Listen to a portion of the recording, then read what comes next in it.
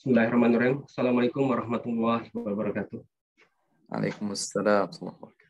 Alhamdulillahirabbil alamin. Wassalatu wassalamu ala asyrofil anbiya wa mursalin wa ala alihi washabihi ajmain. Amma ba'd.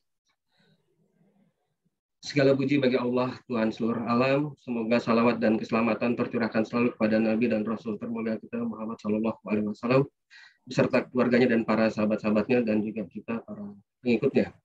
Baik para jamaah sekalian, sebelumnya terima kasih banyak sudah bisa bergabung kembali bersama kita Badan Dakwah Islam PT Donggi Storo LNG dalam kajian bulanan.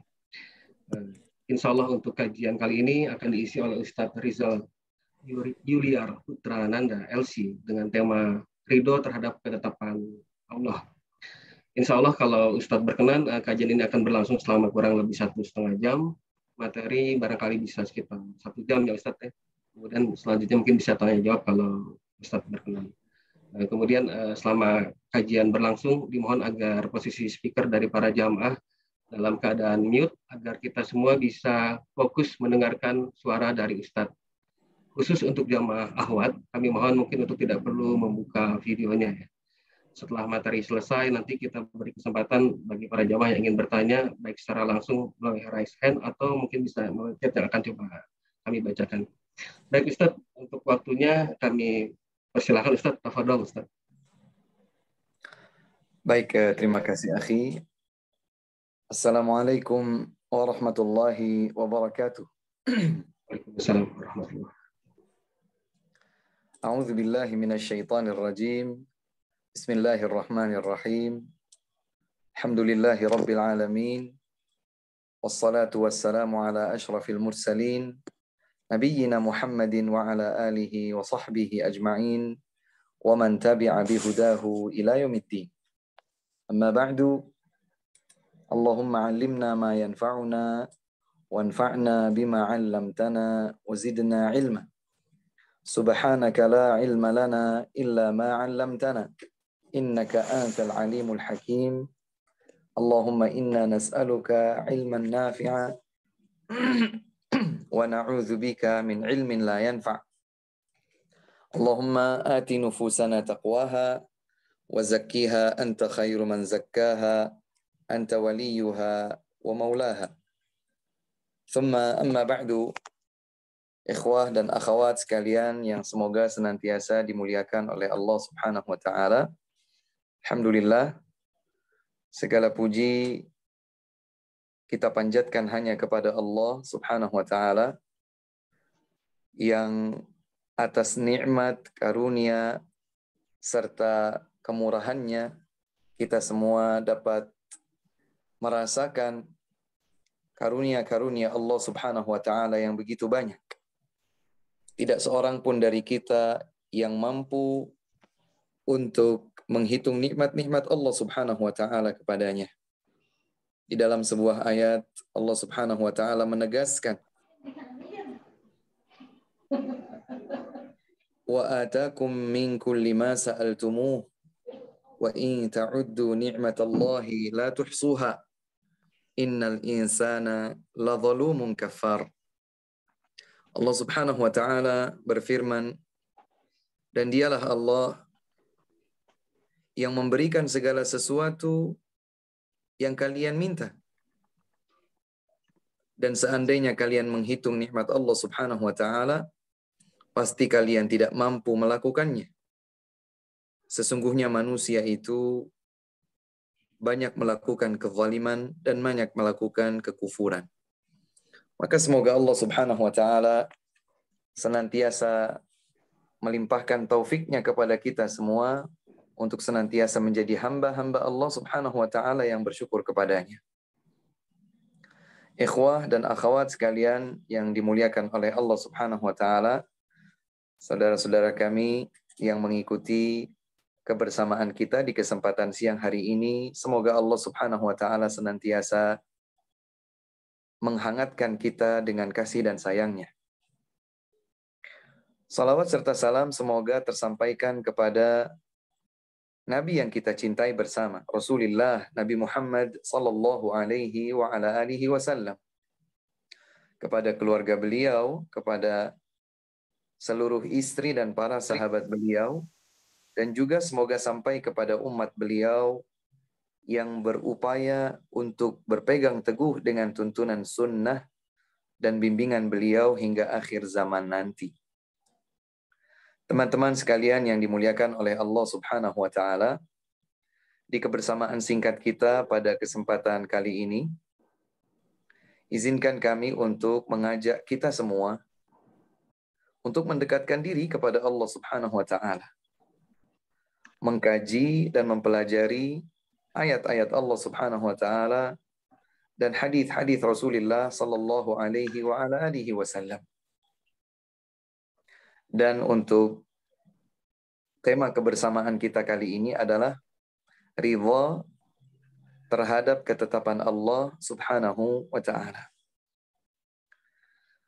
Teman-teman sekalian yang kami cintai karena Allah Subhanahu wa taala, tentu kita sudah mengetahui dan semoga sudah menjadi bagian dari yang kita yakini sepenuh hati bahwa salah satu di antara rukun iman adalah beriman dengan seluruh ketetapan takdir dari Allah Subhanahu wa taala.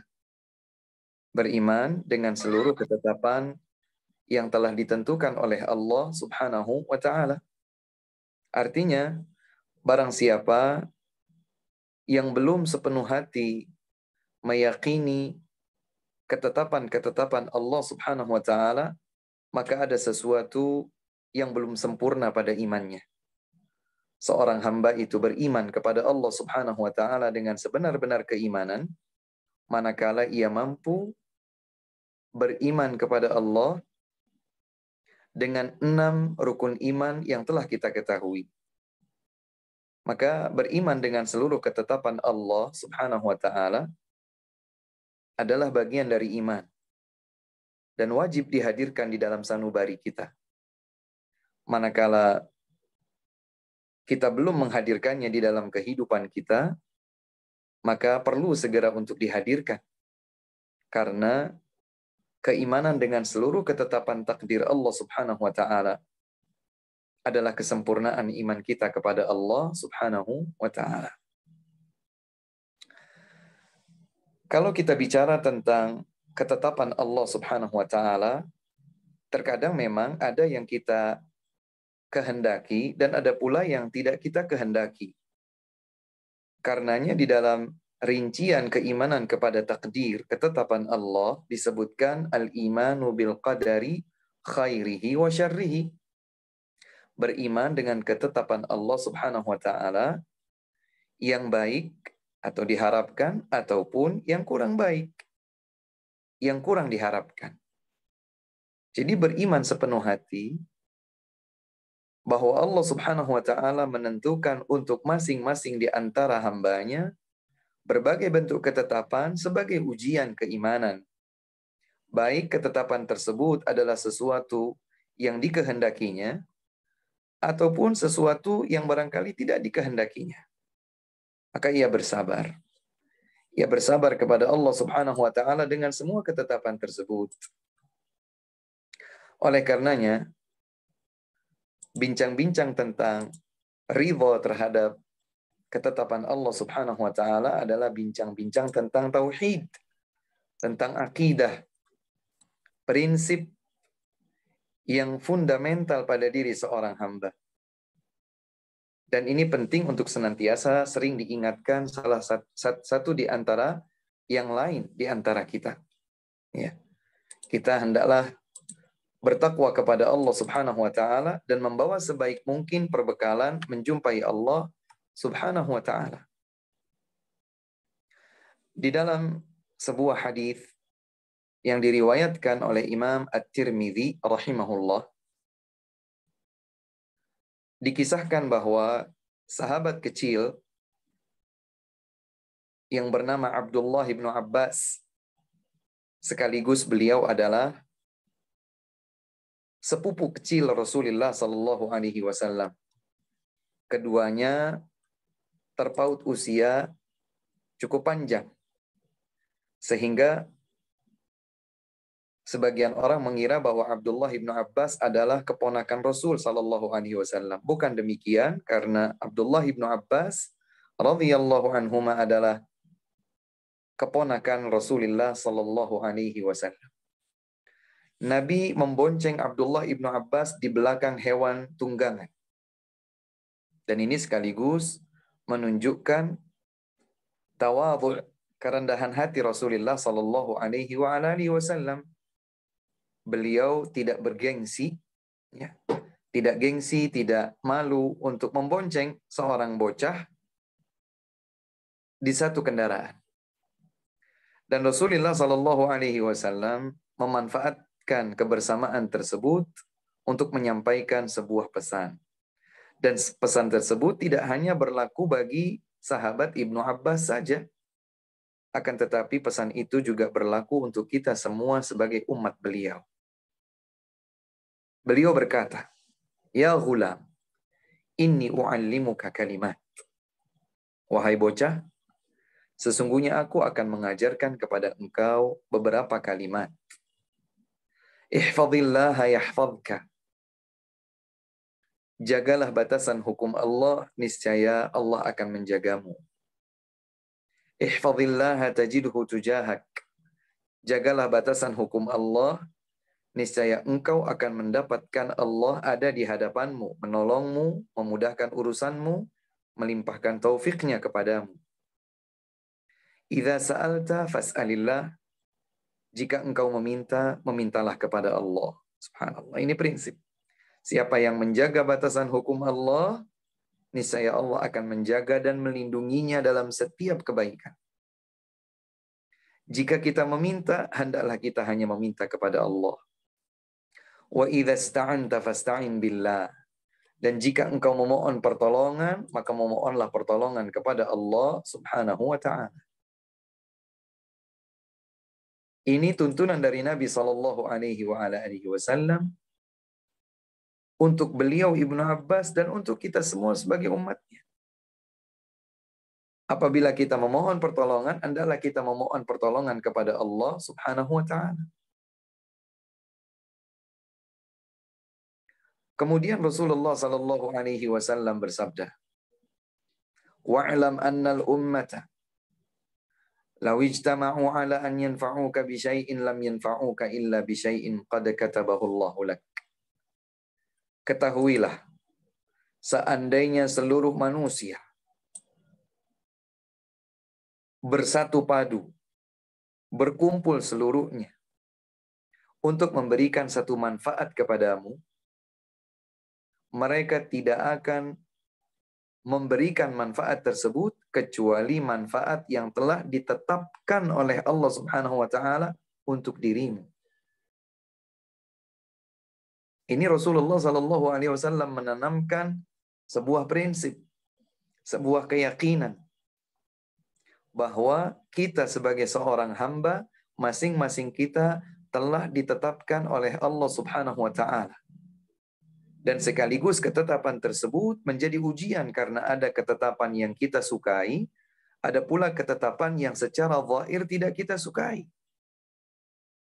Maka Rasulullah sallallahu alaihi wasallam meyakinkan kepada kita, seandainya seluruh manusia berkumpul bersatu padu untuk memberikan satu manfaat kepadamu, itu tidak akan terjadi kecuali manfaat tersebut telah ditetapkan oleh Allah Subhanahu wa ta'ala menjadi jatahmu. Kemudian Nabi melanjutkan, "Walau ijtama'u 'ala an yadurruka bi syai'in lam yadurruka illa bi syai'in qad katabahu Allahu 'alaik." Dan sebaliknya, seandainya seluruh manusia berkumpul bersatu padu untuk memberikan celaka pada dirimu, celaka itu tidak akan sampai kepadamu kecuali jika memang celaka itu telah ditetapkan oleh Allah Subhanahu wa ta'ala atasmu. Allahu Akbar. Ini juga penanaman prinsip keyakinan sepenuh hati bahwa manfaat dan celaka hakikatnya telah ditetapkan oleh Allah Subhanahu wa ta'ala kepada masing-masing di antara makhluknya, kepada masing-masing di antara hambanya. Rufi'atil aqlam wa jaffatis suhuf. telah diangkat pena takdir dan telah mengering lembaran-lembarannya. Teman-teman sekalian, akhi, ukhti, yang semoga senantiasa dimuliakan oleh Allah Subhanahu wa Ta'ala. Di sisi yang lain, selain ini adalah bincang tentang sebuah prinsip keyakinan, ini juga merupakan attitude, etika seorang hamba kepada Allah Subhanahu wa Ta'ala. Seorang hamba memiliki panduan untuk beretika kepada Allah Jalla wa'ala. Apa etika yang dimaksud? Etika yang dimaksud adalah berprasangka baik kepada Allah. Berprasangka baik kepada Allah Subhanahu wa Ta'ala. Di kehidupan kita sehari-hari sebagai seorang manusia bersama manusia yang lain, kita suka terjalin hubungan yang baik. Salah satu di antaranya adalah apabila kita bisa menciptakan lingkungan yang berprasangka baik satu sama lain. Kita tidak diganggu oleh orang lain dengan prasangka buruknya kepada kita, sebagaimana kita tidak ingin merisaukan diri kita sendiri, menggusarkan, menggelisahkan kalbu kita sendiri dengan cara berprasangka buruk kepada orang lain. Kita tidak mau. Maka seseorang itu suka diberikan prasangka baik kepada dirinya dan dia berprasangka baik kepada orang lain, sehingga dia tidak menggelisahkan dirinya dengan prasangka-prasangka buruk yang menyiksa dirinya sendiri. Jika itu disukai oleh kita sebagai manusia, kita suka bahwa prasangka baik itu tersebar antara kita dengan sesama manusia, maka apalah lagi berprasangka baik kepada Allah Subhanahu wa Ta'ala Rabbul Alamin.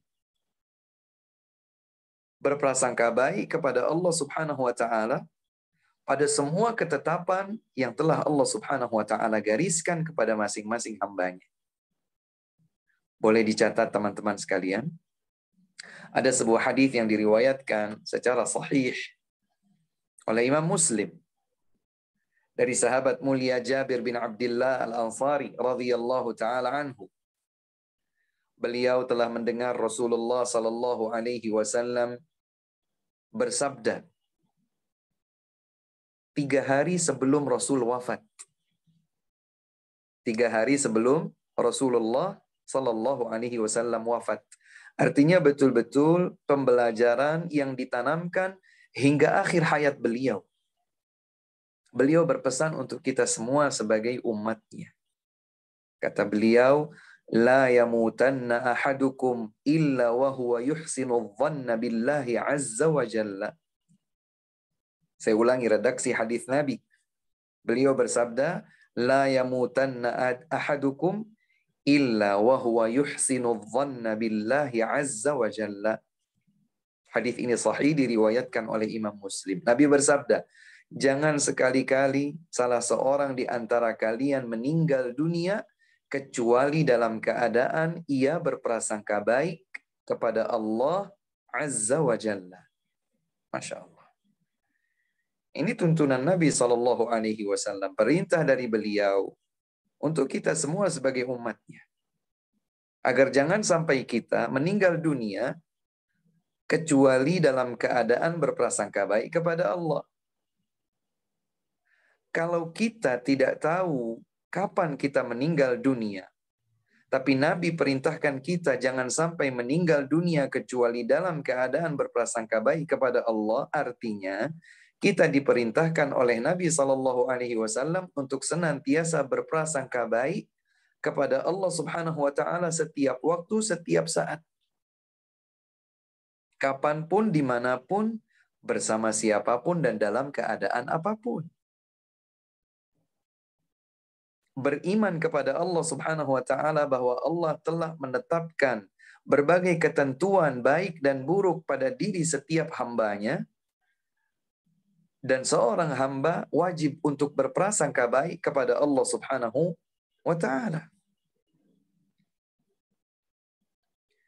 Ustadz, kita itu kadang-kadang mengharapkan sesuatu tapi tidak terjadi.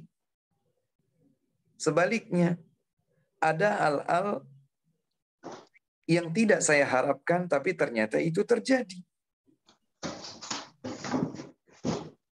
Menurut saya, hal ini baik. Saya inginkan, tapi tak terjadi. Menurut saya, itu buruk. Saya tidak inginkan, tapi terjadi pada diri saya. Akhi, ukhti, ingatlah firman Allah Subhanahu wa taala pada surat Al-Baqarah ayat 216. Boleh dicatat dulu? Ya. Firman Allah Subhanahu wa taala di dalam Al-Qur'an surat Al-Baqarah ayat 216. Di dalam ayat tersebut Allah Subhanahu wa taala berfirman, "Kutiba 'alaikumul qitalu wa huwa kurhul lakum." وعسى أن تكرهوا شيئا وهو خير لكم وعسى أن تحبوا شيئا وهو شر لكم والله يعلم وأنتم لا تعلمون.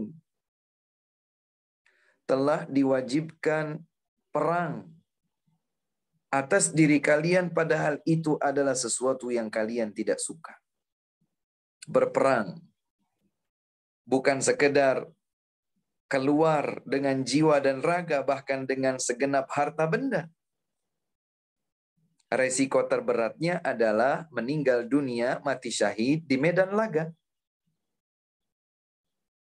Ayat ini, meskipun dalam konteks penetapan hukum jihad, berperang di jalan Allah Subhanahu wa taala, tapi yang menjadi concern kita adalah bagaimana Allah Subhanahu wa taala menuntun kita untuk berpikir baik terhadap setiap ketetapan Allah yang harus kita jalankan. Lihat bagian lanjutan ayat ini. Allah menetapkan, wa asa an takrahu syai'aw wa huwa khairul lakum wa asa an tuhibbu syai'aw wa huwa syarrul lakum wallahu ya'lamu wa antum la ta'lamun. Masya Allah. Allah berfirman, boleh jadi kalian membenci sesuatu, padahal itu baik bagi kalian. Boleh jadi kalian menyukai sesuatu, padahal itu buruk bagi kalian. Lihat bagaimana Allah Subhanahu wa taala menerangkan bahwa boleh jadi ada hal-hal yang kita sukai, tapi ternyata itu tidak baik buat kita. Dan boleh jadi kalian atau kita tidak menyukai sesuatu, padahal itu baik bagi kita. Siapa yang tahu? Siapa yang tahu bahwa itu baik ataukah buruk? Jawabannya Allah yang Maha Tahu. Karenanya Allah menutup ayat ini dengan berfirman, "Wallahu ya'lamu wa antum la ta'lamun." Allah Subhanahu wa taala Maha mengetahui sementara kalian tidak mengetahui. Maka berserah diri, ridha terhadap semua ketetapan Allah Subhanahu wa taala akan menjadikan kita tidak gelisah, tidak berlarut-larut dalam sebuah kesedihan, tidak berlarut-larut di dalam sebuah kecemasan. Kita pasrahkan kepada Allah Subhanahu wa taala setelah usaha maksimal kita mendapatkan yang terbaik, setidaknya di dalam hitungan matematis kita. Selebihnya bertawakal kepada Allah Subhanahu wa taala, memohon yang terbaik.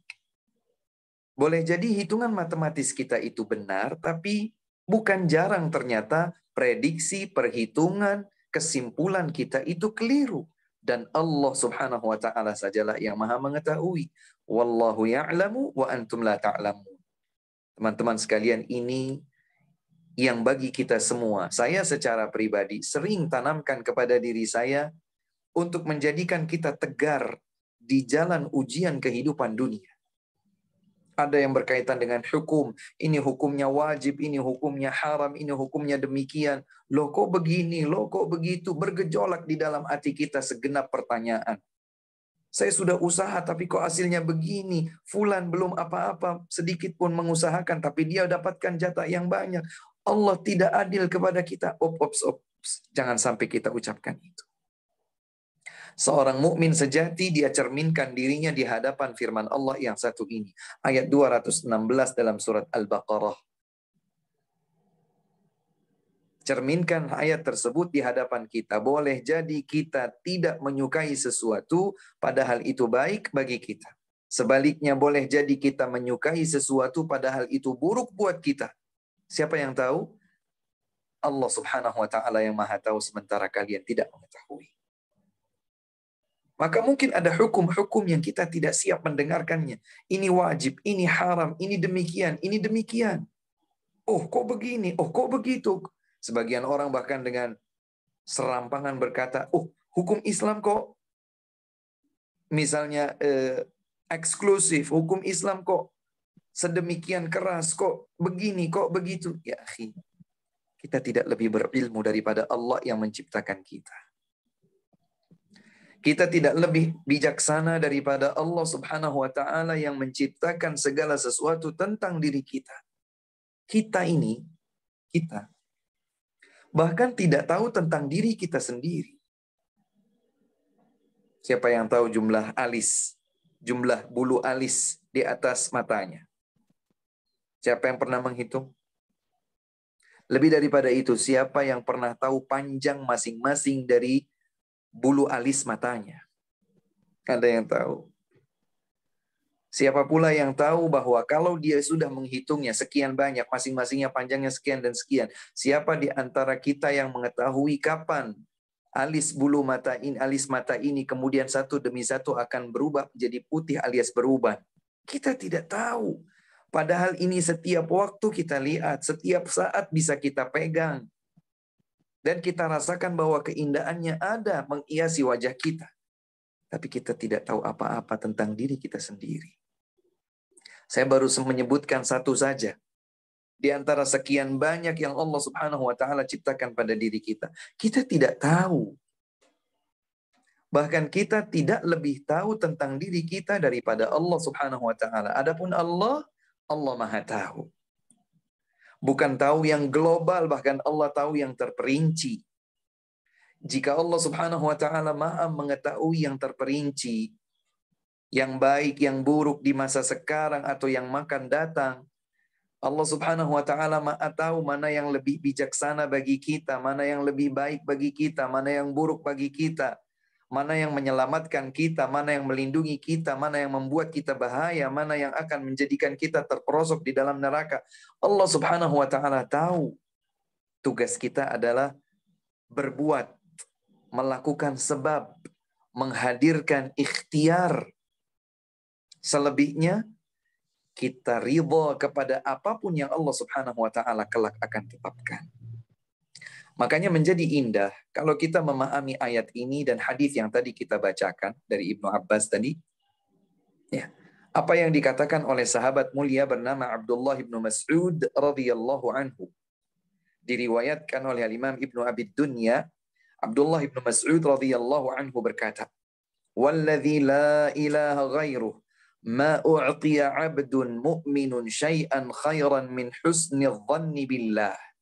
Walladzi la ilaha ghairuh la yuhsinu 'abdun billahi dhanna illa a'tahu Allahu 'azza wa jalla dhannahu dzalika bi anna al-khaira fi yadihi."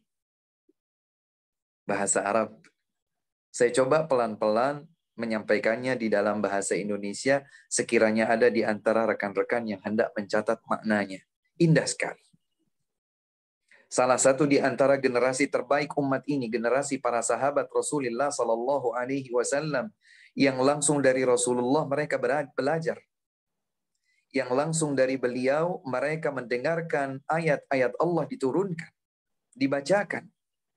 Yang langsung dari Nabi Sallallahu Alaihi Wasallam mereka memahami setiap sabda-sabda Nabi Sallallahu Alaihi Wasallam yang disampaikan. Maka mereka adalah generasi yang paling paham tentang makna ayat dan hadis. Mereka adalah generasi yang paling paham tentang tuntunan Islam. Mereka yang paling mengerti tentang setiap detail keistimewaan tuntunan Islam. Maka salah satu dari mereka bernama Ibnu Mas'ud berkata, radhiyallahu anhu, beliau berkata, "Demi Allah, yang tidak ada ilah berhak disembah kecuali Dia. Jadi beliau mengungkapkan ini dengan sumpah terlebih dahulu untuk menguatkan. Kita tidak menghadirkan sumpah di dalam ucapan kita kecuali agar dengan sumpah itu disebutkan di awal ungkapan, orang yang mendengar langsung tahu bahwa ini serius. Penuh dengan kepastian. Ibnu Mas'ud berkata, "Walladzi la ilaha ghairuh." Demi Allah yang tidak ada ilah berhak untuk disembah kecuali Dia. Tidaklah seorang hamba diberikan satu anugerah lebih baik daripada kalau dia diberikan anugerah berupa husnudzan, berprasangka baik kepada Allah. Kita diberi sehat, kita diberi pintar, kita diberi keluarga, kita diberi rizki, kita diberi usia, kita diberi macam-macam. Anugerah Allah buat kita banyak. Kata Ibnu Mas'ud setelah bersumpah, demi Allah tidak ada yang dianugerahkan kepada seorang hamba apapun itu yang lebih baik daripada prasangka baiknya kepada Allah. Jadi bisa berprasangka baik kepada Allah adalah anugerah. Dan Abdullah ibnu Mas'ud radhiyallahu anhu bersumpah bahwa anugerah itu anugerah yang paling besar. Kemudian beliau lanjutkan, demi Allah yang tidak ada ilah berhak untuk diibadahi kecuali Beliau, kecuali Allah Subhanahu wa taala. Tidaklah seorang hamba berprasangka baik kepada Allah kecuali Allah Subhanahu wa taala akan memberikan kebaikan sebagaimana prasangkanya itu. Jadi kalau seorang hamba berprasangka baik kepada Allah, pasti Allah akan anugerahkan kebaikan sebagaimana ia prasangkakan kepada Allah. Dzalika, yang demikian itu, bi annal khaira fi yadihi, karena memang kebaikan ada di tangan Allah Subhanahu wa taala. Allahu akbar. Teman-teman sekalian yang dimuliakan oleh Allah Subhanahu wa taala. Mungkin kita berpikir, Ustadz, seingat saya tidak melakukan yang buruk-buruk, saya tidak ganggu orang, saya tidak lakukan ini, saya tidak lakukan itu. Tapi kenapa saya diuji dengan sesuatu yang berat dan tidak saya sukai? Perlu diketahui bahwa ujian yang menimpa seseorang,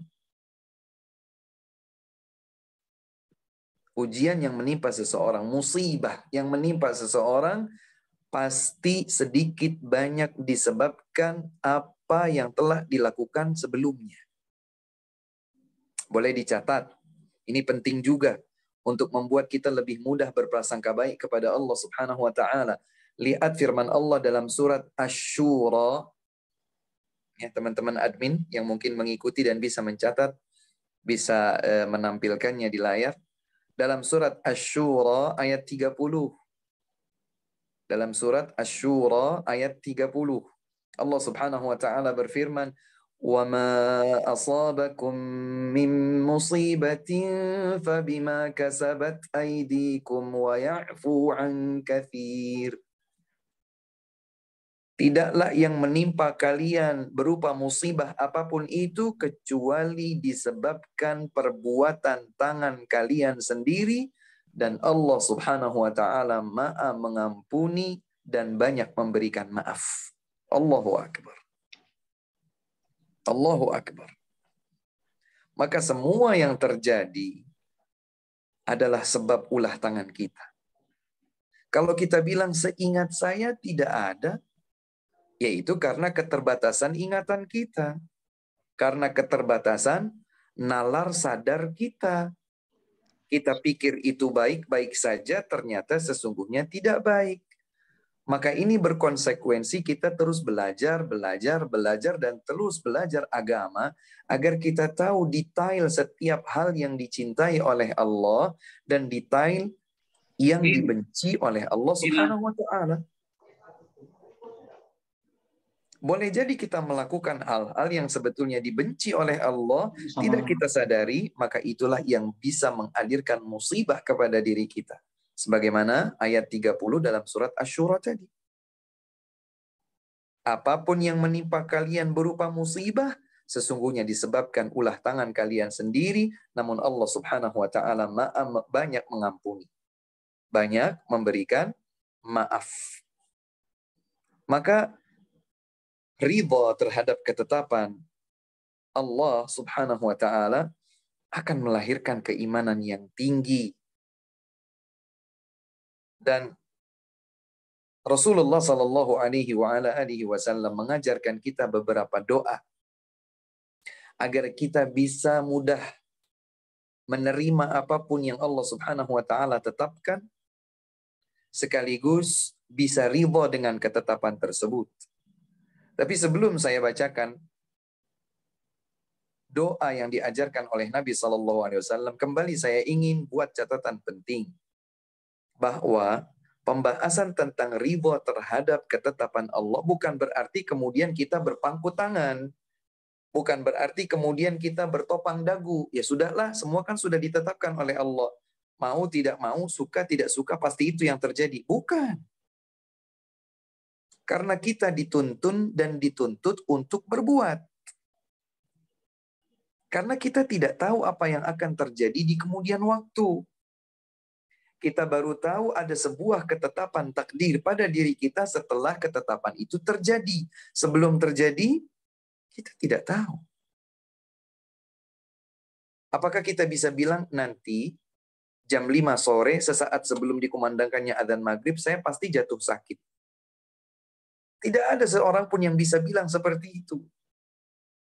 Ya, tidak ada seorang pun yang bilang seperti itu.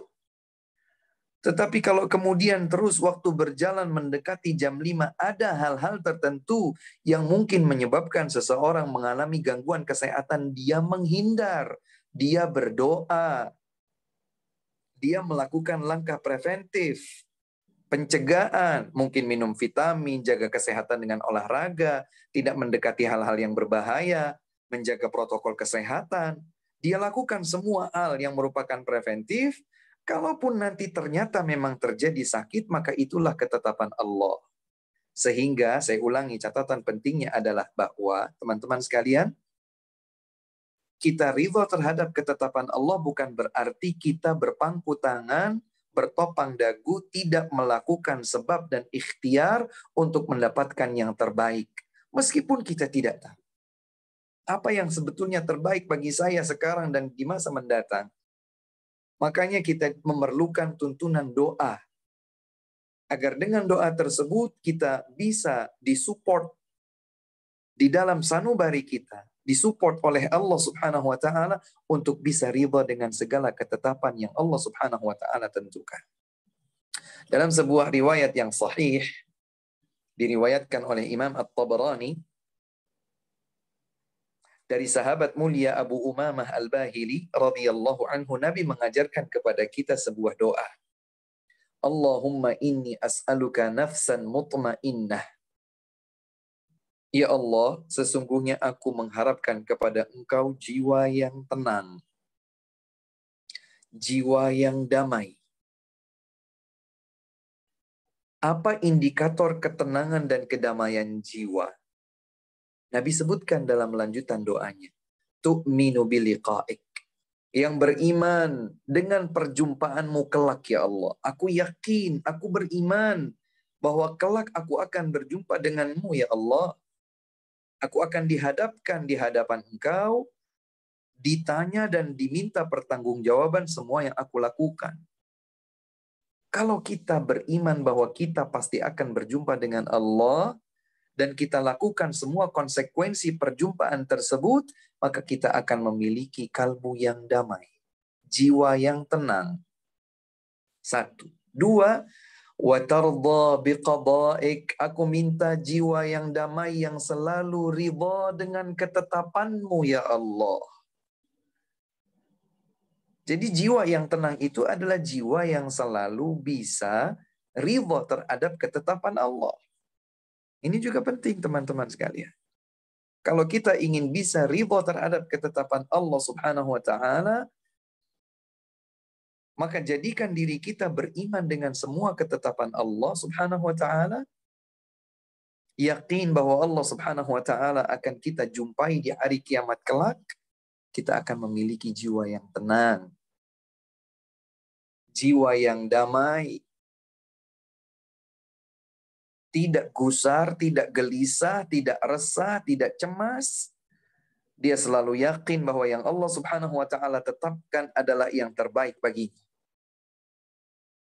Kalau ada kebaikan yang Allah tetapkan karena kebaikan itu kita rasakan, kita inginkan, kita nikmati, maka kita bersyukur. Ini pasti yang terbaik. Dan apabila yang ditetapkan oleh Allah pada diri kita itu ternyata adalah satu keburukan, maka kita bersabar. Makanya nanti insya Allah di pembahasan ini, kita akan tahu bahwa sesungguhnya ada hubungan antara ridha dengan kesabaran. Kita lanjutkan dulu hadis Nabi SAW atau doa yang beliau ajarkan tadi. Ya, ya Allahumma inni as'aluka nafsan mutmainnah tu'minu biliqa'ik wa tarda biqada'ik. Ya Allah, sesungguhnya hamba memohon kepada Engkau jiwa yang lapang, jiwa yang damai, yang beriman terhadap takdirmu, yang beriman terhadap perjumpaan denganmu, yang ridha terhadap ketetapanmu, wa taqna'u bi'ata'ik, dan merasa cukup, merasa puas dengan anugerahmu, pemberianmu ya Allah. Ya salam. Ya. Akan menjadi damai dan tenang jiwa kita kalau kita satu, beriman bahwa kita pasti akan berjumpa dengan Allah Subhanahu wa taala. Dua, kita ridha dengan semua ketetapan Allah Subhanahu wa taala. Tiga, kita merasa cukup dan merasa puas dengan apapun yang Allah Subhanahu wa taala anugerahkan untuk kita. Allahumma inni as'aluka nafsan mutmainnah tu'minu biliqa'ik wa tarda biqada'ik wa taqna'u bi'ata'ik. Ya Allah, sesungguhnya hamba memohon kepada Engkau jiwa yang damai, yang beriman meyakini perjumpaan denganmu, yang ridha terhadap ketetapanmu, dan merasa puas, merasa cukup dengan pemberian. Karenanya Rasulullah Shallallahu Alaihi Wasallam menuntun kita untuk ridha dengan apapun yang Allah berikan, tetapkan bagi kita. Dalam sebuah hadis yang diriwayatkan oleh At-Tirmidzi, Ibnu Majah, Ahmad, dan selainnya, Rasulullah Shallallahu Alaihi Wasallam bersabda, "Warda bima qasamallahu lak takun aghnan nas." Ridhalah engkau dengan apapun yang Allah tetapkan, anugerahkan untukmu, niscaya engkau menjadi orang yang paling kaya. Bukan kaya dengan materi duniawi, tapi kekayaan sejati yang ada di dalam jiwa, di dalam hati. Karenanya Nabi bersabda, "Laisal ghina an kathratil 'arad, wa innamal ghina ghinan nafs." Bukanlah kekayaan sejati itu dengan tumpukan harta benda. Sesungguhnya kekayaan yang hakiki adalah kekayaan yang ada di dalam jiwa. Apa itu kekayaan yang ada di dalam jiwa? Yang senantiasa beriman bahwa suatu waktu nanti kita akan berjumpa dengan Allah di hari kiamat. Siapa itu yang punya kekayaan di dalam hati? Seseorang yang ridha dengan apapun yang Allah Subhanahu wa taala tetapkan baginya. Siapa mereka yang memiliki kekayaan di dalam hati? Siapa saja yang selalu merasa cukup, merasa puas dengan sekecil apapun pemberian Allah Subhanahu wa taala. Dia tidak tamak, dia tidak rakus, dia tidak lupa diri. Tidak selalu merasa haus, merasa lapar, merasa kurang, tidak. Dia merasa cukup dengan sekecil apapun, sesederhana apapun pemberian Allah Subhanahu wa taala. Dia ridha dengan apapun yang Allah Subhanahu wa taala tetapkan baginya.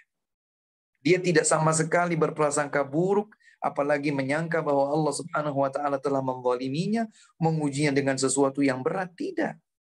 Setiap ujian itu telah ditakar oleh Allah, sanggup untuk dijalankan oleh masing-masing hambanya. La yukallifullahu nafsan illa wus'aha. Allah Subhanahu wa taala tidak membebani jiwa kecuali sesuai dengan kemampuannya.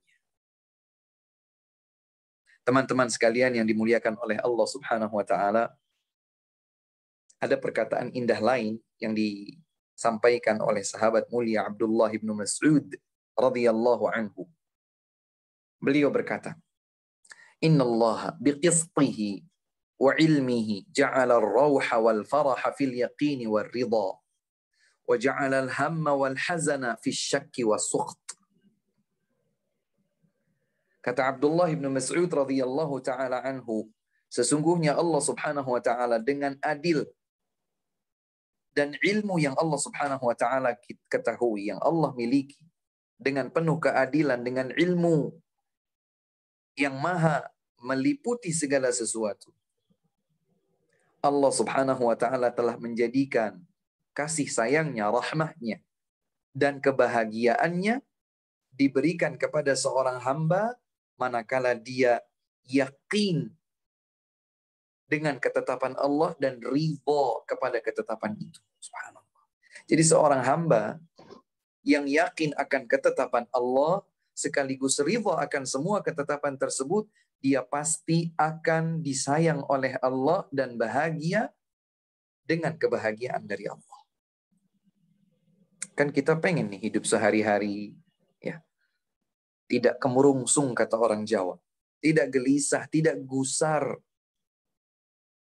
Dia merasakan tenang, dia merasakan bahagia, tidak diliputi rasa sedih. Dan dia mendapatkan anugerah kasih sayang Allah Subhanahu wa taala. Bagaimana caranya? Caranya adalah dengan yakin akan semua ketetapan Allah dan ridha terhadap ketetapan tersebut. Kata Abdullah bin Mas'ud, sesungguhnya Allah Subhanahu wa taala dengan keadilannya, dengan ilmunya telah menjadikan rahmah, kasih sayang, harapan, dan kebahagiaan ada pada yakin serta ridha seorang hamba terhadap seluruh ketetapan Allah. Sebaliknya, kata Ibnu Mas'ud, wa ja'alal hamma wal hazana fi syakki was sukht. Dan Allah Subhanahu wa taala juga dengan adil serta ilmunya, Allah Subhanahu wa taala menjadikan kegelisahan dan kesedihan ada pada diri seseorang manakala ia ragu serta membenci, menggerutu terhadap ketetapan-ketetapan Allah Subhanahu wa taala. Ayo teman-teman, ya, hadirkan syukur saat kita mendapatkan nikmat dan sabar saat kita mendapatkan ujian, cobaan, ketetapan yang mungkin kita tidak kehendaki. Yakinlah bahwa kebaikan itu diketahui oleh Allah Subhanahu wa taala. Kita tidak tahu. Kita menyukai sesuatu padahal itu buruk bagi kita. Kita tidak menyukai sesuatu padahal itulah yang terbaik bagi kita. Allah yang Maha tahu, kita tidak tahu. Kita syukuri semua kenikmatan Allah dan kita bersabar atas musibah yang menimpa kita. Sebagaimana hadis yang diriwayatkan oleh Imam Muslim dari sahabat mulia Abu Hurairah radhiyallahu taala anhu dan selainnya, Rasulullah sallallahu alaihi wasallam bersabda, "Ajaban li amril mu'min, inna amrahu kullahu khair, wa laysa dzalika li ahadin illa lil mu'min. In asabathu sarra'u syakara dzalika khairul lah, wa in asabathu dharra'u sabara dzalika khairul lah." Sangat mengagumkan, menakjubkan kondisi dan urusan setiap mukmin. Semua urusannya baik. Dan itu tidak dimiliki kecuali pada diri seorang mukmin. Yaitu manakala dia diberikan kebahagiaan, dia bersyukur. Itulah yang terbaik baginya. Manakala dia diuji dengan musibah, dia bersabar. Itulah pula yang terbaik baginya. Ada hubungan antara sabar dengan ridha. Bahkan para ulama seperti Imam Ibnul Qayyim rahimahullahu ta'ala menyatakan bahwa ridha itu satu tingkatan di atas sabar. Ridha itu adalah satu tingkatan di atas sabar. Setiap orang yang ridho, pasti dia bersabar. Namun tidak setiap orang yang sabar bisa langsung ridho. Ustadz, apa bedanya? Orang yang sabar itu yang bisa menahan lisan, kalbu, serta anggota tubuhnya dari meluapkan emosi, ya, respon-respon kekesalan, kekecewaan, kesedihan manakala ditimpa musibah. Dia tahan mulutnya, dia tahan kalbunya, dia tahan segenap anggota tubuhnya dari mengumpat, ya, dari bersedih, gusar dengan ucapan. Dia tahan, itu orang sabar. Orang yang ridho lebih daripada itu. Dia bukan hanya mampu menahan dirinya, dia langsung saat itu juga menyadari itu ketetapan Allah dan ridho. Maka tidak ada yang diempet, tidak ada yang ditahan. Kalau orang sabar itu masih menahan, dia masih merasakan sedikit luka, mungkin dia masih merasakan sekadar kesedihan, kekecewaan. Tapi orang yang ridho, maka satu tingkatan di atas itu. Sabar itu bagus. Sabar itu adalah prestasi. Sabar itu adalah istimewa. Bahkan Allah Subhanahu wa taala menyatakan, "Innama yuwaffas sabiruna ajrahum bighairi hisab." Sesungguhnya orang-orang yang sabar akan diberikan balasan pahala bagi mereka penuh tanpa hitungan batas. Ini menunjukkan bahwa kesabaran itu adalah tingkatan yang tinggi. Tapi ternyata ada tingkatan yang lebih tinggi dari kesabaran, yaitu ridho. Ridho kepada ketetapan Allah Subhanahu wa ta'ala. Dan ternyata ada tingkatan yang lebih tinggi lagi dari ridho. Apa itu? Bersyukur. Jadi ada seseorang, mungkin ada 4 jenis ya. Seseorang ketika ditimpa musibah. Jenis yang pertama yang tidak bersabar. Maka dia lakukan hal-hal negatif. Dia akan terjerumus dalam kemaksiatan, bahkan mungkin kekufuran. Ketika dia ditimpa dengan musibah, dia jadi menggerutu, dia mencaci maki ketetapan takdir, dia berprasangka buruk kepada Allah, dia marah-marah kepada takdirnya, dan seterusnya. Ini orang gagal dalam ujiannya. Orang yang kedua, orang yang tentu saja baik. Apa itu? Orang yang bersabar. Ditimpa ujian musibah, dia bersabar. Dia bersabar. Dia tahan lisannya, dia tahan kalbunya, dia tahan anggota tubuhnya. Dia tidak sobek-sobek bajunya, dia tidak tampar-tampar pipinya, dia tidak jadi, pokoknya dia bersabar meskipun dia merasakan sakit, kecewa, sedih, dan seterusnya. Ini orang baik. Pahalanya besar, dunia dan akhirat. Tapi tingkatan yang berikutnya yang lebih tinggi adalah yang ridho. Bahkan tidak terlihat sama sekali kegelisahan di wajahnya. Dia tidak terlihat sedang menahan sesuatu. Dia langsung ridho. Dia yakin bahwa itu adalah ketetapan Allah Subhanahu wa ta'ala dan pasti menjadi yang terbaik baginya. Dan tingkatan yang lebih di atas lagi dari ridho adalah syukur. Jadi kalau dia ditimpa musibah, dia ucapkan alhamdulillah. Karena dia sudah sampai kepada derajat tingkatan bahwa apa yang Allah Subhanahu wa ta'ala ujikan kepadanya tidaklah kecuali kebaikan. Tidaklah kecuali kebaikan. Jadi seseorang bisa bersyukur. Oh, kok bisa begitu ya, Ustaz ya? Bisa. Saya coba ingatkan satu hadis yang menggambarkan bagaimana seorang mukmin di tingkatan tersebut bersyukur saat diuji dengan musibah. Ada seorang mukmin yang berada di tingkatan bersyukur saat diuji dengan musibah. Kenapa? Dia mampu berprasangka baik kepada Allah. Dia yakin bahwa Allah Subhanahu wa ta'ala tidak menguji lebih dari kemampuan dirinya. Dia yakin bahwa Allah Subhanahu wa ta'ala memiliki hikmah dalam setiap ketetapan takdirnya. Dia tahu bagaimana Allah Subhanahu wa ta'ala menyayangi seorang hamba, bahwa dengan musibah maka Allah Subhanahu wa ta'ala akan menggugurkan dosa-dosanya. Maka dia bisa bersyukur. Dalam sebuah hadis yang diriwayatkan oleh Imam At-Tirmidzi, ya, bahwa Rasulullah sallallahu alaihi wasallam bersabda, "Ma yazalul bala'u bil mu'mini wal mu'minati fi nafsihi wa waladihi wa malihi hatta yalqallaha wa ma alaihi khati'ah." Luar biasa. Kata Nabi sallallahu alaihi wasallam, hadis ini sahih. Hadis ini valid, dapat dipertanggungjawabkan validitas keabsahan periwayatannya. Nabi bersabda, seorang hamba mukmin atau mukminah terus-menerus diuji oleh Allah dengan bala, dengan ujian, musibah. Mungkin ujian musibah itu pada dirinya, atau pada anak keturunannya, atau pada hartanya, atau pada keluarganya.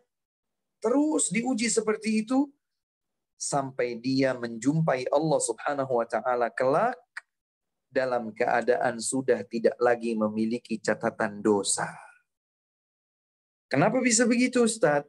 Karena ujian-ujian yang dihadapinya dengan sabar, dengan prasangka baik kepada Allah, dengan ridha atas ketetapan Allah, tergugurkanlah dosa-dosanya. Tidak terucap dari lisannya kecuali kebaikan. Tidak terlintas di dalam benak pikirannya kecuali prasangka baik kepada Allah.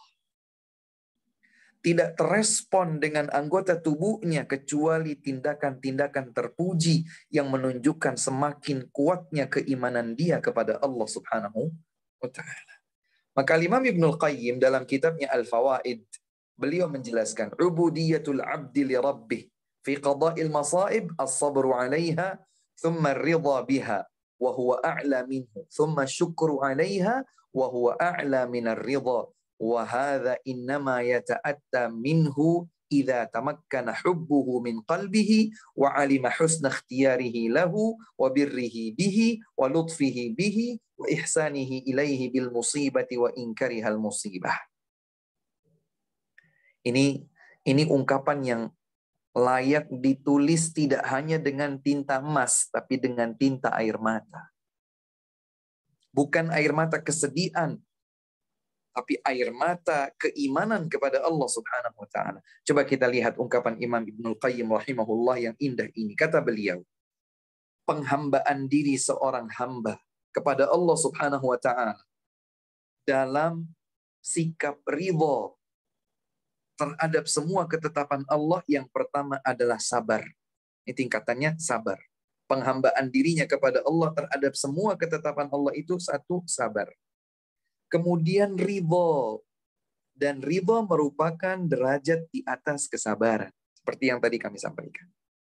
Kemudian kata Imam Ibnul Qayyim, thumma syukru 'alaiha. Kemudian dia syukuri, musibah disyukuri, dan itu derajat lebih tinggi daripada ridha.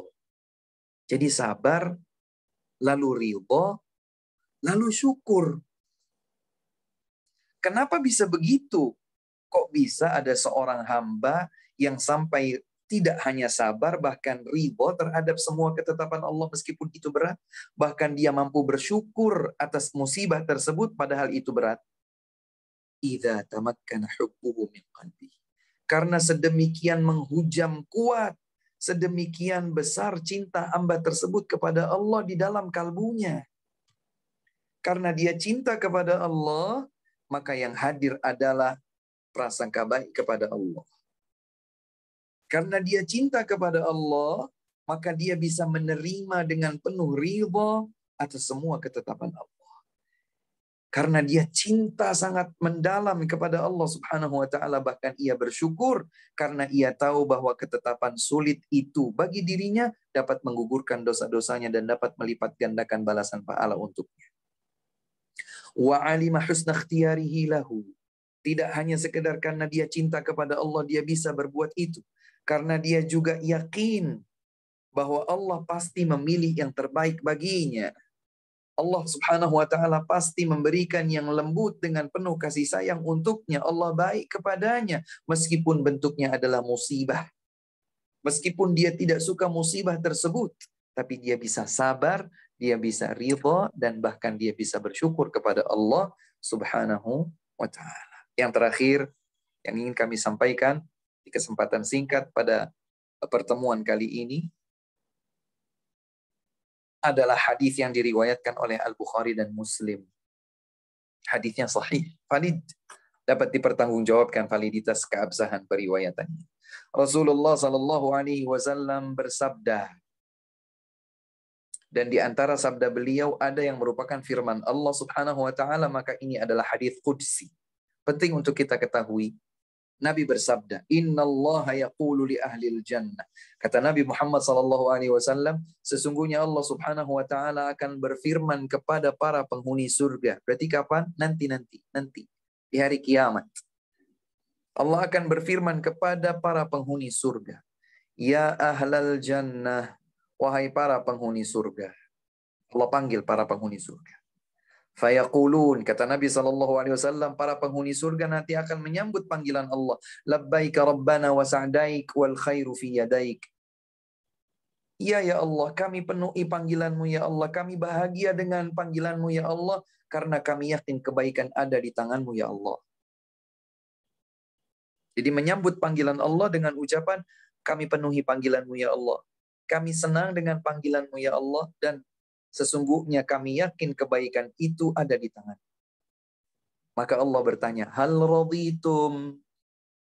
Allah berfirman bertanya kepada mereka, apakah kalian sudah ridha wahai para penghuni surga?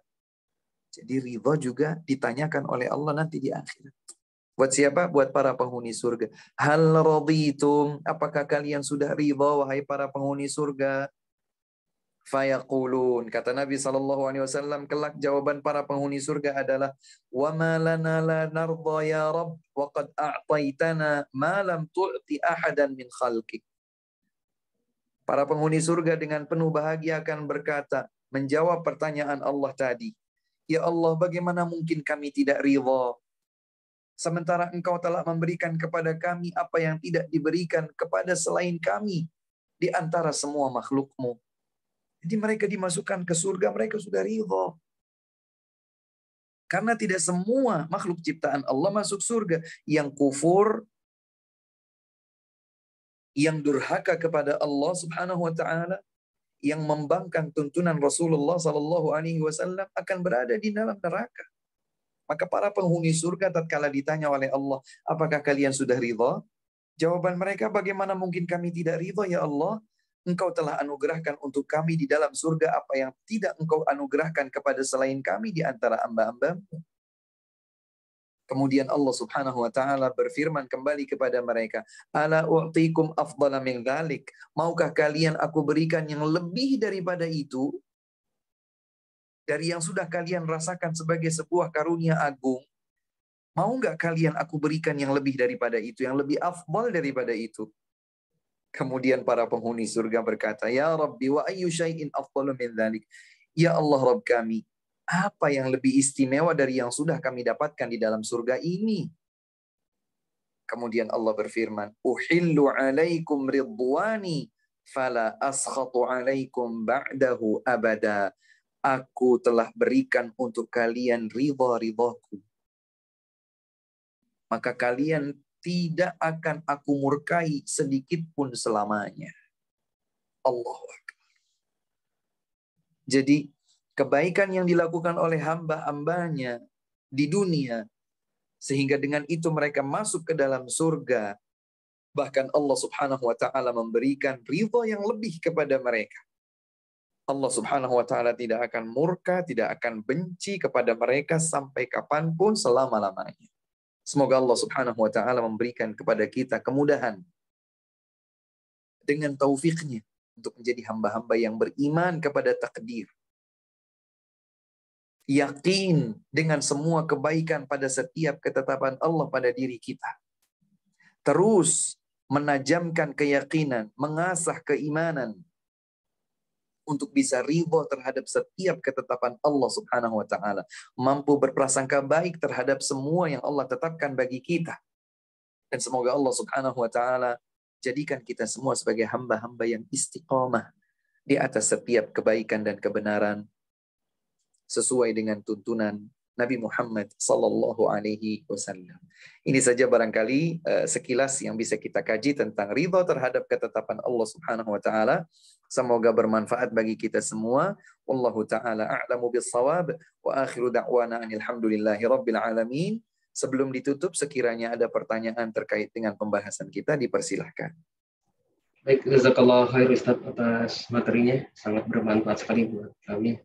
Baik Bapak Ibu, bagi yang ingin bertanya, kalau mau bertanya secara langsung bisa silahkan raise hand. Sambil menunggu saya coba bacakan yang ada di chat.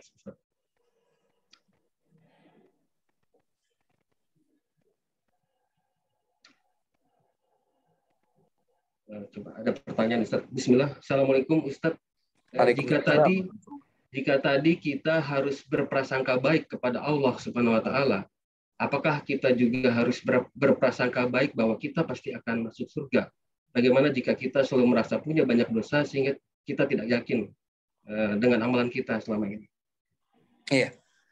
Barakallahu fikum. Pertanyaan yang menarik, Masya Allah, kepada penanya dan kepada kita semua. Semoga Allah Subhanahu wa ta'ala melimpahkan taufik dan inayahnya. Iya, kita wajib untuk selalu berprasangka baik kepada Allah Subhanahu wa ta'ala. Lalu, apakah kita juga berprasangka baik kepada Allah bahwa kita pasti masuk surga? Bedakan antara prasangka baik dengan harapan. Kita berharap masuk surga, tapi terkadang juga sepantasnya kita untuk menilik jangan-jangan dosa-dosa kita tidak diampuni oleh Allah Subhanahu wa ta'ala. Maka dalam permasalahan harapan harus seimbang dengan takut. Jadi berharap dan takut itu harus seimbang pada diri seorang hamba, seperti seimbangnya sepasang sayap seekor burung.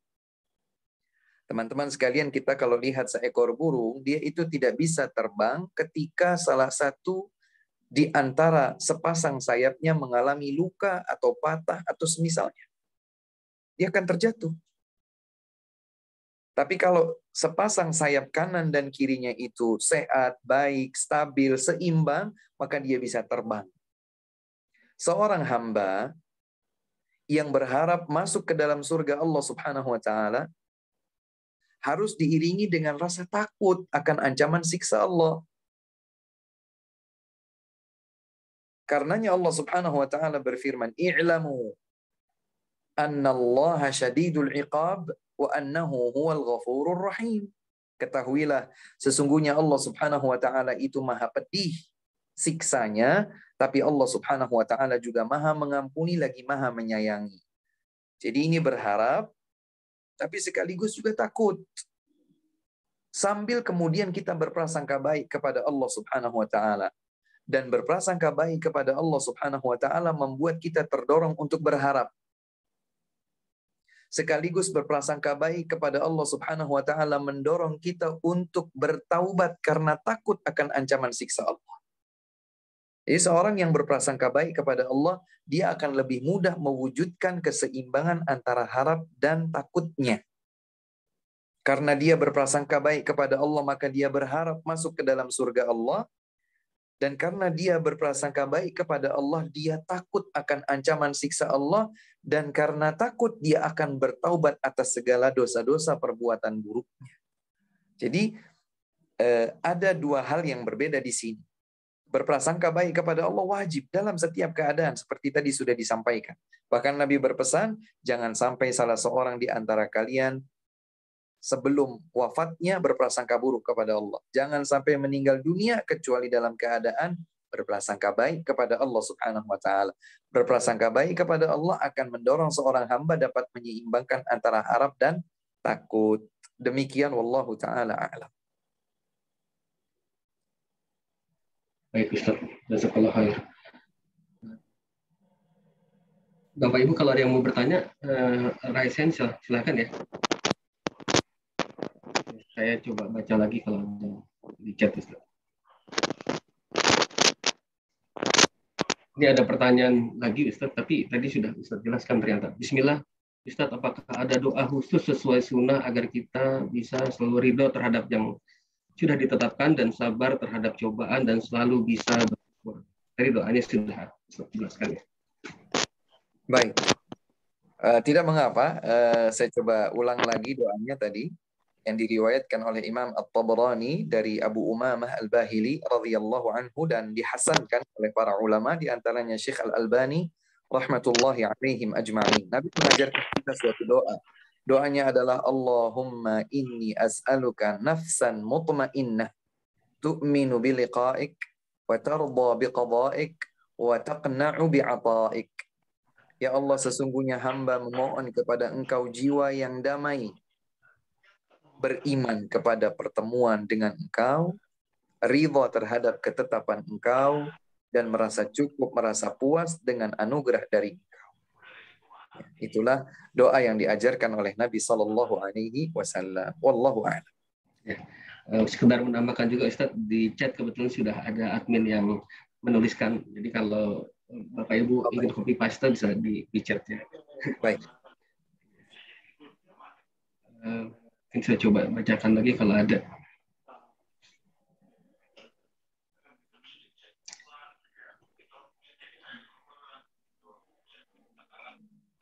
Ini ada pertanyaan lagi, Ustaz.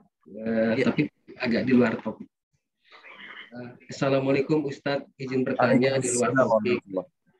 Atas dasar dosa apakah kita akan diazab saat di alam kubur dan di akhirat nanti? Jazakallah khair.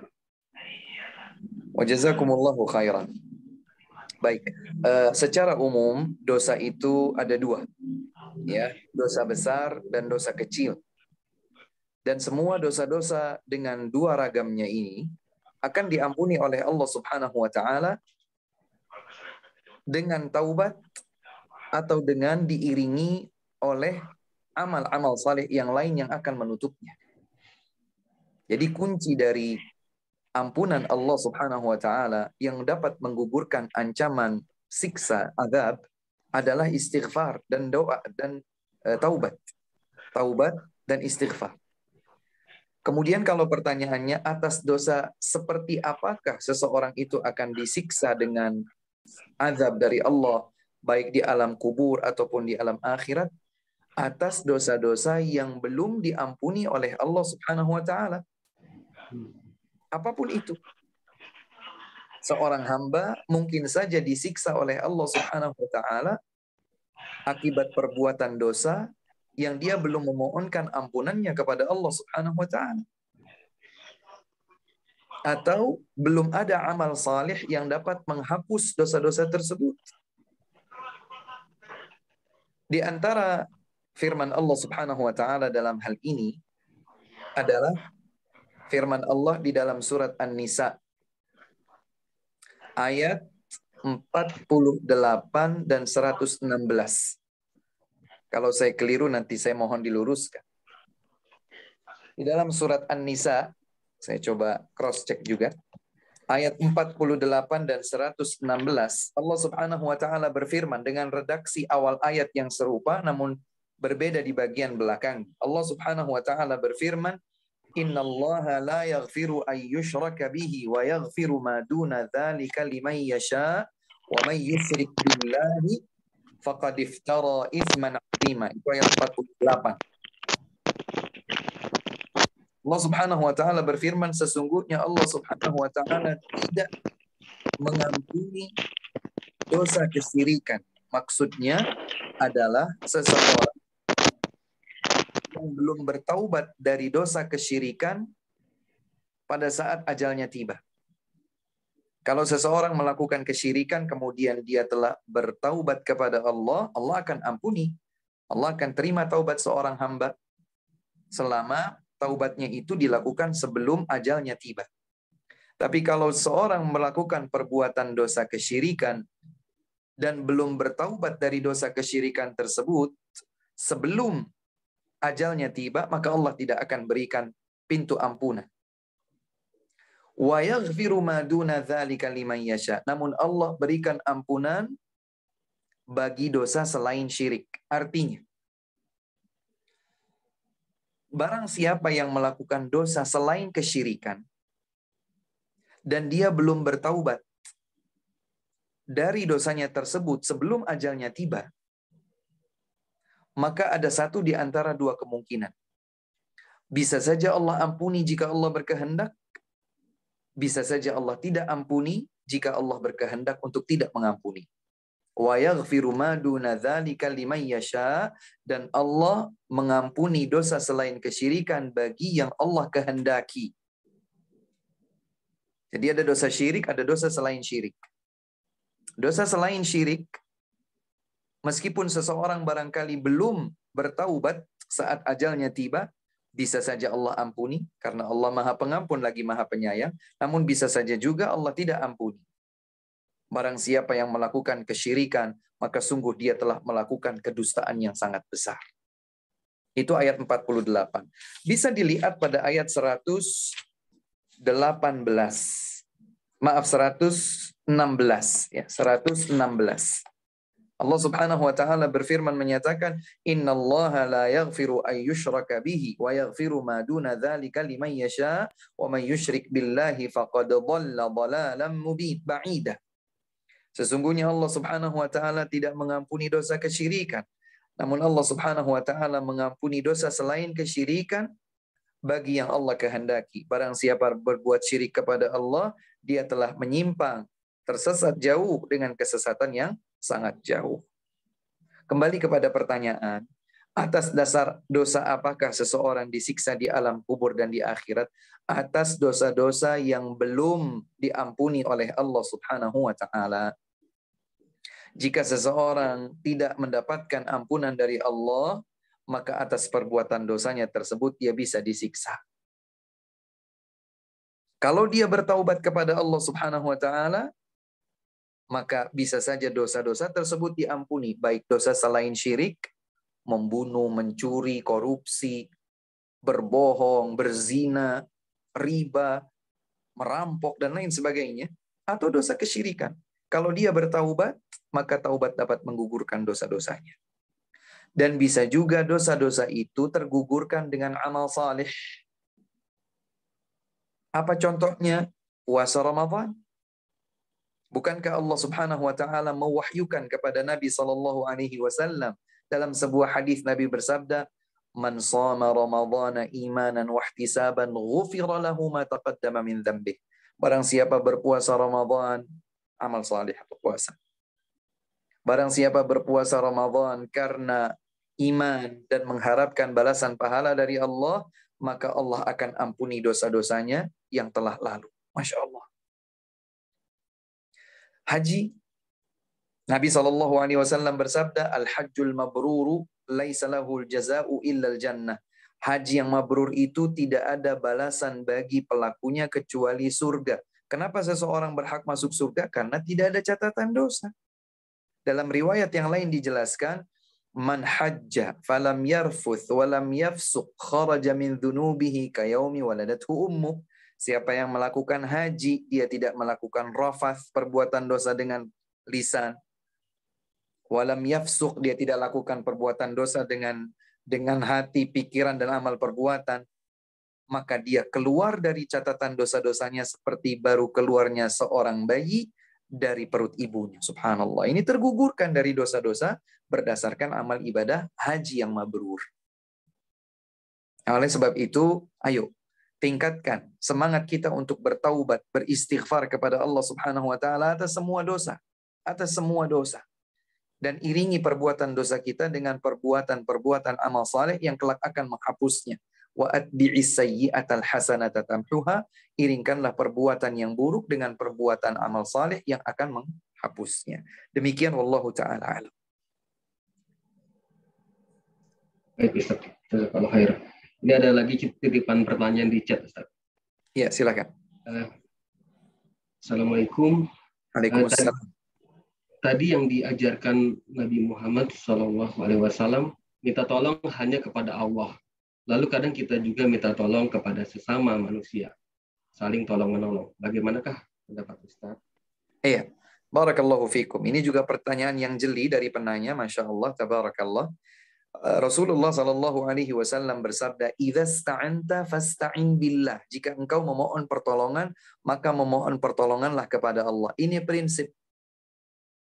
Seperti yang kita ikrarkan dalam setiap rakaat salat kita. Kita baca Al-Fatihah. Iyyaka na'budu Wa iyyaka nasta'in, ya Allah hanya kepada Engkau kami menyembah, ya Allah hanya kepada Engkau kami memohon pertolongan.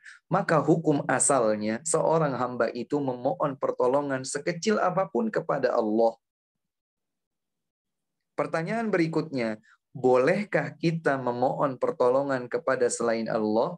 Seorang laki-laki minta tolong kepada istrinya dibuatkan sarapan. Seorang anak minta tolong kepada ayahnya untuk diperbaiki rem sepedanya. Seorang ayah minta kepada anaknya untuk ambilkan sikat sepatunya, misalnya. Bolehkah itu? Pada dasarnya boleh. Ya, pada dasarnya adalah boleh. Maka yang dimaksud dengan isti'anah, meminta pertolongan kepada Allah Subhanahu wa taala adalah pada perkara-perkara yang tidak bisa diwujudkan kecuali oleh Allah Subhanahu wa taala. Minta kesembuhan, minta jodoh, minta rizki, dipanjangkan usia, hubungan yang harmonis antara pasangan suami istri, hidayah, petunjuk bagi anaknya yang mungkin terjatuh dalam narkoba, dilindungi oleh Allah dari godaan bosnya yang menggodanya, atau apapun itu. Ya. Maka minta tolong kepada Allah Subhanahu wa taala. Yang problem adalah ketika seorang hamba itu minta tolong kepada manusia tapi dia lupa minta tolong kepada Allah. Padahal besar kecil masalah kita semuanya bisa kita mintakan kepada Allah Subhanahu wa taala. Allah bisa menyelesaikan permasalahan sulit yang kita hadapi, apalagi permasalahan yang mudah. Minta kepada Allah pertolongan. Tolonglah hamba-Mu ya Allah dalam setiap keadaan. Jadi, apa hukumnya meminta pertolongan kepada sesama manusia? Tidak masalah. Walaupun mungkin kalau ini menjadikan kita lupa minta pertolongan kepada Allah, maka akan berkurang ya kadar tauhidnya. Kalau seseorang menggantungkan permohonan tolongnya kepada sesama manusia, menggantungkan, bahkan sampai melupakan permohonan tolongnya kepada Allah Subhanahu wa taala, ini bisa sampai mengurangi nilai-nilai tauhid, penghambaan dirinya kepada Allah Subhanahu wa taala. Jadi minta tolonglah kepada Allah ya dalam urusan apapun itu, dan tidak mengapa kalau kemudian kita meminta pertolongan orang lain. Dan ini dibolehkan karenanya Allah berfirman, wa ta'awanu 'alal birri wat taqwa wa la ta'awanu 'alal itsmi wal 'udwan. Saling tolong menolonglah kalian dalam kebaikan dan jangan saling tolong menolong dalam keburukan dan permusuhan. Jadi boleh kita mengajukan permintaan pertolongan kepada sesama manusia selama orang tersebut mampu, dia hadir ada di hadapan kita, sanggup memberikan pertolongan tersebut. Tapi jangan sampai kita gantungkan permohonan pertolongan itu kepadanya, melupakan kewajiban kita yang semestinya memohon pertolongan kepada Allah Subhanahu wa taala dalam setiap keadaan kita. Demikian wallahu taala a'lam. Jazakallah khair Ustaz. Kalau di chat kebetulan sudah tidak ada lagi Ustaz pertanyaan. Masih ada waktu 7 menit sebenarnya Ustaz. Mungkin boleh ditunggu kalau ada yang mau bertanya langsung ya Ustaz ya. Silakan. Barakallahu fiikum. Baik, Bapak Ibu kalau mau ada yang bertanya langsung bisa raise hand. Silakan.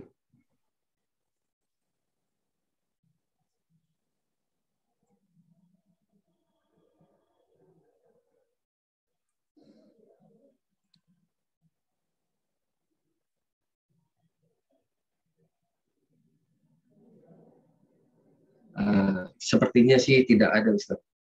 Baik. Mungkin bisa tutup atau bagaimana? Baik. Teman-teman sekalian yang dimuliakan oleh Allah Subhanahu wa taala, inilah kebersamaan singkat kita di kesempatan berbahagia kali ini. Senang sekali bisa bertemu dengan Anda semua meski dari ruangnya masing-masing ya, dari kejauhan, tapi kita sama-sama merasakan bahwa kita telah dipersatukan oleh Allah Subhanahu wa taala atas nama iman. Kita mendengarkan dengan baik ayat-ayat Allah Subhanahu wa taala dibacakan dan dikaji untuk kita semua. Kita dengarkan dengan baik hadis-hadis Nabi Shallallahu alaihi wasallam yang telah disabdakan sebagai pesan buat kita sebagai umatnya. Maka inilah kebahagiaan yang patut untuk kita syukuri. Kita jadikan sebagai ilmu yang bermanfaat di dalam kehidupan kita sehari-hari. Hendaklah kita senantiasa berprasangka baik kepada Allah, meminta pertolongan kepada Allah, dan yakin bahwa semua telah ditetapkan oleh Allah Subhanahu wa taala.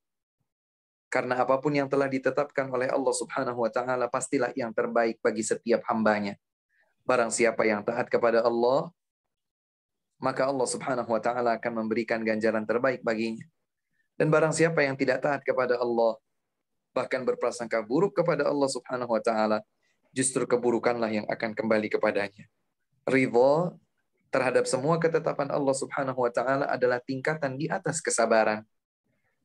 Barang siapa yang sabar atas semua ketetapan Allah Subhanahu wa taala, maka dia mendapatkan pahala.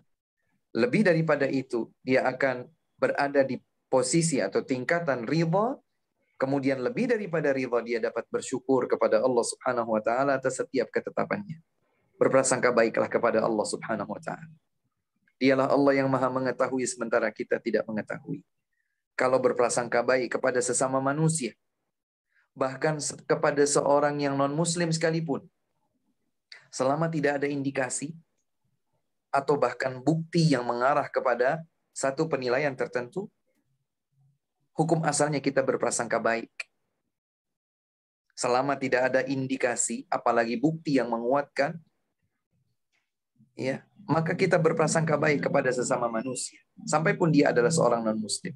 Maka berprasangka baik kepada sesama manusia saja sesuatu yang sangat dituntunkan dalam Islam, apalah lagi berprasangka baik kepada Allah Subhanahu wa taala. Itulah yang akan memudahkan kita insya Allah untuk bersabar atas setiap ketetapan Allah, untuk ridha terhadap semua yang digariskan oleh Allah kepada kita, bahkan lebih daripada itu bersyukur atas setiap musibah dan apapun yang diujikan oleh Allah Subhanahu wa taala kepada kita.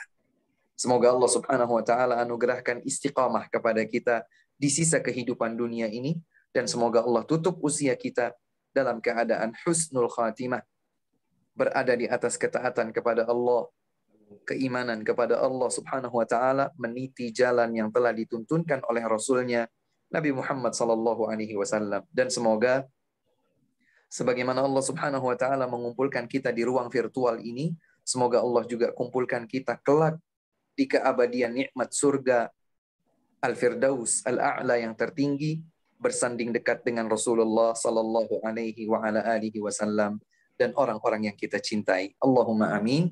Ini saja yang dapat kami sampaikan, kurang dan lebihnya kami mohon maaf. Kebenaran hanya datang dari Allah Subhanahu wa taala, dan kekeliruan atau kekhilafan adalah keterbatasan siapapun di antara manusia. Semoga Allah Subhanahu wa taala mengampuni dosa-dosa kita semua. Wabillahi taufiq wa akhiru da'wana alhamdulillahi rabbil alamin. Salam hormat kami untuk segenap anggota keluarga di rumah.